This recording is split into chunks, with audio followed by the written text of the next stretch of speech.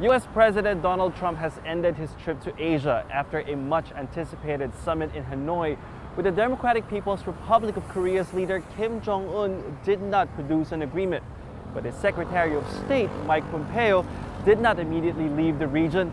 On his way back to Washington, he made a stop in Manila, where he paid a courtesy call to Philippine President Rodrigo Duterte on Thursday evening.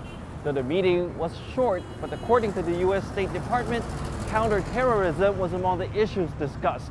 They also exchanged views on the situation on the Korean Peninsula, and Secretary Pompeo pretty much echoed what President Trump said about denuclearization and the lifting of sanctions against the DPRK.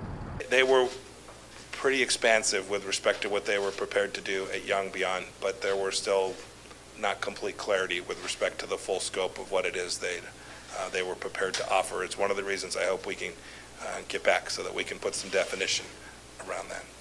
Now on Friday, Pompeo held talks with Philippine Foreign Affairs Secretary Teddy Locsin Jr. Both officials reaffirmed their partnership and commitment with one another, particularly with regards to a mutual defense treaty that the Philippines Defense Secretary Delfin Lorenzana has said might need some adjustments due to the changing security landscape.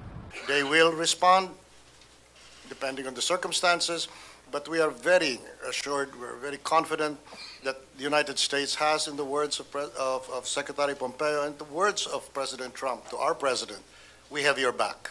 President Duterte's rhetoric may be widely perceived as anti-U.S., but on the ground, the Philippines and the U.S. remain close allies, with Secretaries Locsin and Pompeo highlighting the return of the wartime Balangiga bells from the U.S. to the Philippines as the most recent example of this friendship. Barnabilo, CGTN, Manila.